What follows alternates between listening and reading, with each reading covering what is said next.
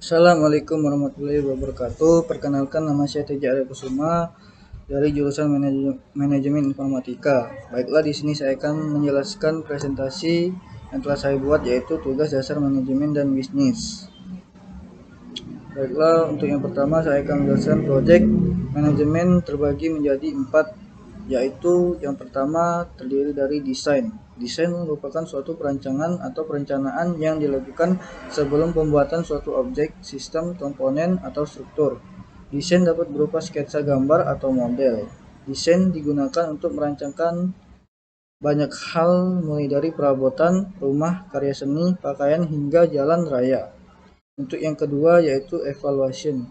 Evaluation yang diartikan sebagai penaksiran atau penilaian, maka dari pengertian di atas dapat disimpulkan bahwa evaluasi merupakan proses menentukan nilai untuk suatu hal atau objek yang berdasarkan pada acuan-acuan tertentu.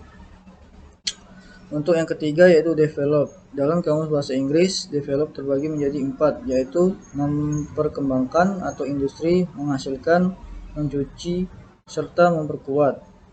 Yang keempat yaitu analis. Adalah kata yang sering digunakan dalam berbagai bidang ilmu, mulai dari matematika, ekonomi, bisnis, manajemen, sosial, dan bidang ilmu lainnya.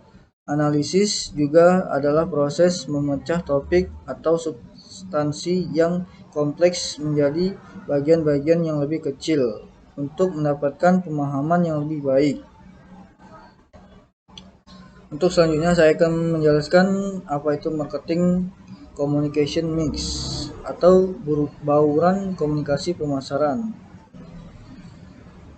Untuk yang pertama yaitu ada advertising.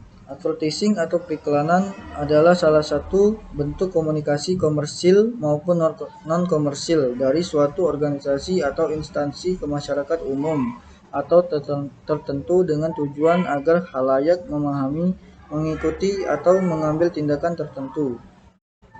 Untuk yang kedua yaitu sales promotion atau promosi pemasaran. Adalah salah satu tipe marketing yang dilakukan perusahaan untuk mendorong suatu produk agar terjual lebih cepat. Ini biasanya berlaku untuk mengenalkan produk baru, menghabisi persediaan produk lama, dan tentunya untuk menaikkan jumlah penjualan. Baiklah, di sini saya akan menjelaskan apa itu sales promotion. Sales promotion merupakan bagian dari marketing plan yang telah tersusun dan dikerjakan pada periode tertentu. Biasanya kerap dilakukan sejak awal tahun dan penutupan tahun, sampai cuci gudang untuk menghabiskan stok di gudang. Untuk tujuan sales promotion dimaksudkan untuk mendorong keinginan konsumen melakukan pembelian dalam jangka pendek.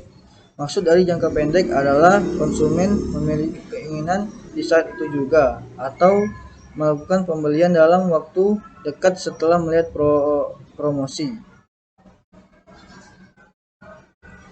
Baiklah, yang ketiga yaitu event dan experience.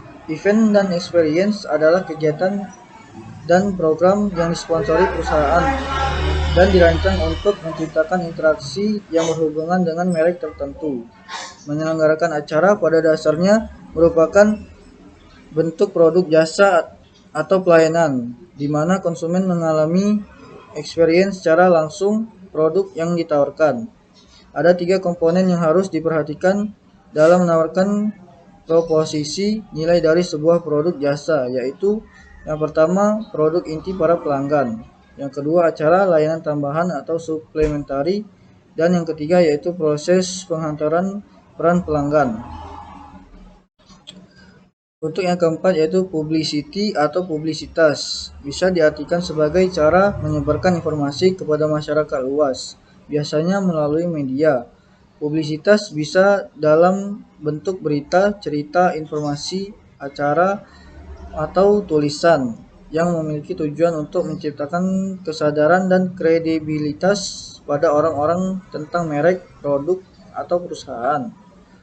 Publisitas sendiri memiliki tujuan untuk menyebarkan informasi atau berita ke publik dan banyak orang dengan waktu yang singkat.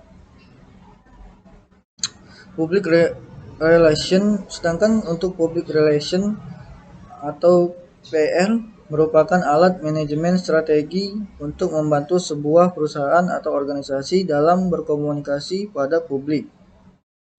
Dan pada akhirnya untuk kesimpulan dari publisitas serta public relation adalah dari penjelasan di atas kita dapat melihat bahwa publisitas dan public relation merupakan dua hal yang berbeda tetapi memiliki keterkaitan.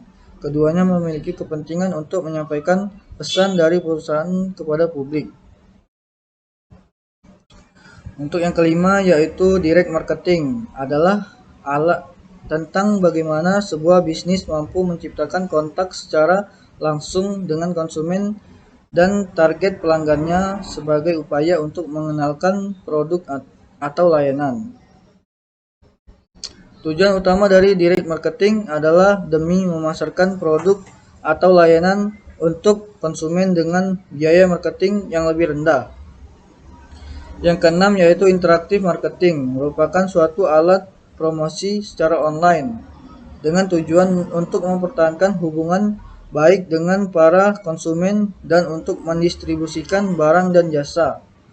Berdasarkan definisi di atas dapat disimpulkan bahwa interaktif marketing merupakan suatu alat untuk promosi secara online dengan tujuan untuk mempertahankan hubungan baik dengan para konsumen dan untuk mendistribusikan barang dan jasa.